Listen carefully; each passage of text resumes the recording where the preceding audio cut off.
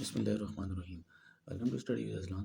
तो जी दोस्तों हम पिछले लेक्चर में हमने एक्सरसाइज 9.1 ख़त्म कर ली थी और उसका मैं आपको थोड़ा सा तारुफ ये कराता चलूँ कि हमने पिछले चैप्टर में देखा था कि उसकी डिस्क्रिप्शन देखी थी, हमने कन्वर्जन देखी थी पाई से रेडियन और रेडियन से पाई में किस तरह जाते हैं, डिग्रीज मिनट सेकंड देखे थे, फिर डिग्रीज मिनट सेकंड से डेसिमल में कैसे जाते हैं ये भी हमने देखा था, फिर उसके बाद हमने एक्सरसाइज भी की थी।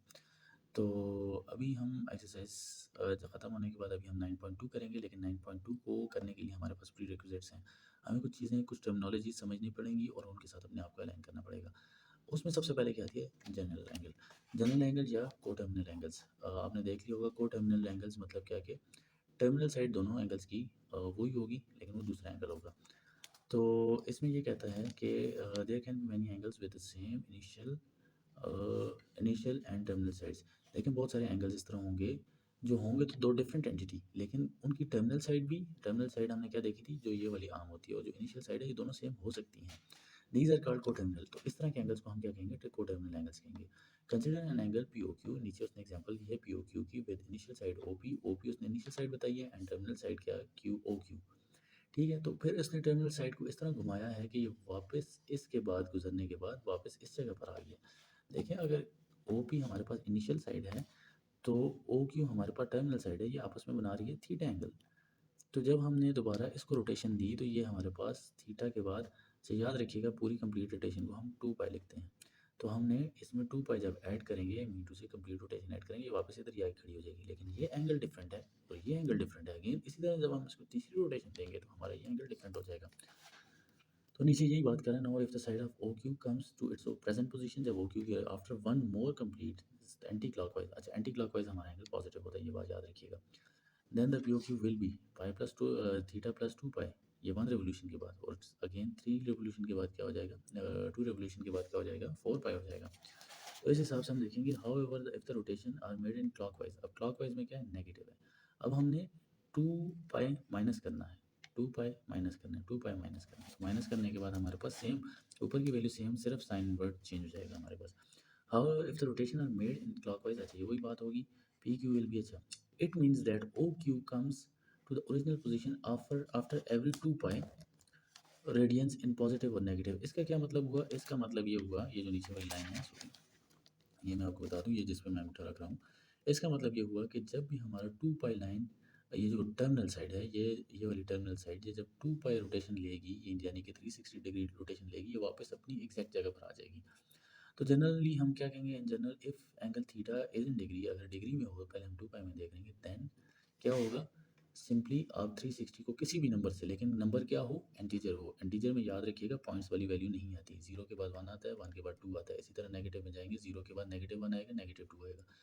तो -0.5 ये इंटीजर नहीं है, इसलिए आपने के की जगह क्या पुट करना है? इंटीजर। इंटीजर हमारे पास क्या होता है? +-0, +-1, +-2, +-3। तो बीच की जो पॉइंट्स वाली वैल्यू है वो इसमें इंक्लूड नहीं होती। तो ये एक पते की बात थी स्टूडेंट्स आपके लिए। बहुत सारे स्टूडेंट्स को ये बहुत बार लेट बात समझ में आती है, मैंने आपको इंतहाई शॉर्ट में बता दिया है, डिटेल में कभी इसमें फिर बात होगी।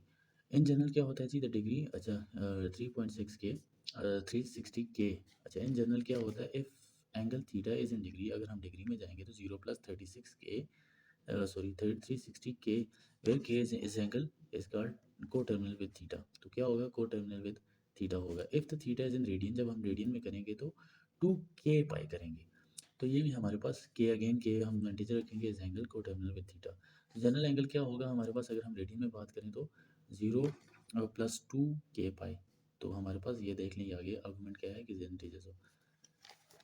अच्छा, एंगल इन स्टैंडर्ड पोजीशन, ये भी बात बहुत इंपॉर्टेंट है दोस्तों आगे, क्योंकि हमने इसी के साथ डील करना है, क्योंकि हमारा जो ट्रिग्नोमेट्री है वो सारा ये वाली टर्म आपने लाजमी समझनी है।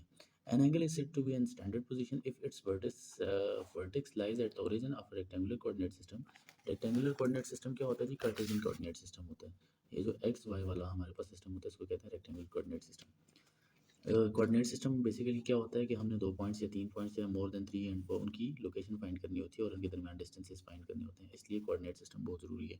ये अगेन नेविगेशन में बहुत, अगेन ट्रिग्नोमेट्री की एप्लीकेशंस नेविगेशन में बहुत ज़्यादा आती हैं, इसलिए स्टूडेंट्स इसको इंटरेस्टिंगली सीखें सो दैट कि आपको आने वाले टाइम में आसानी हो और आपको अच्छे से आगे की चीज़ें भी समझ आए। An angle is said to be a standard position, कोई भी एंगल को हम स्टैंडर्ड पोजीशन कहेंगे कि इस vertex lies at the origin of rectangular system and it's initials along the positive x axis. देखें वर्टेक्स किधर हो, वर्टेक्स, उसके वर्टेक्स क्या होते हैं बेसिकली, हमारे पास वर्टेक्स ये वाला पॉइंट है, इसको कहते हैं वर्टेक्स।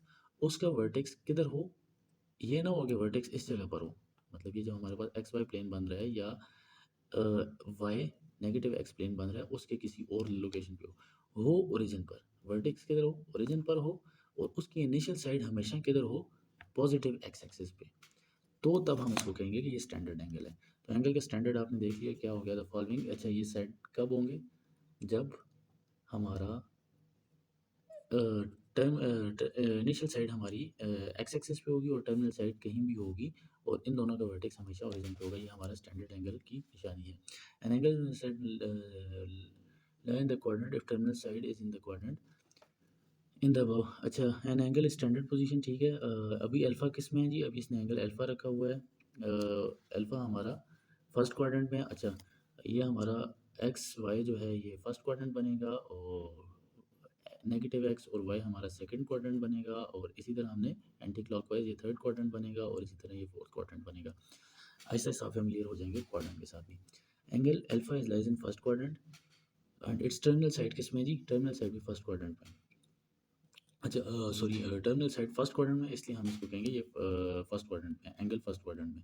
इसी तरह बीटा सेकंड क्वाड्रेंट में, उसकी वजह ये है कि ये इसकी टर्मिनल साइड कहाँ पर है, सेकंड क्वाड्रेंट में, लेकिन इसकी जो इनिशियल साइड है ना वो अपने एक्स एक्सिस पर ही है। इसी तरह जो गैमा है वो थर्ड क्वाड्रेंट और फोर ये।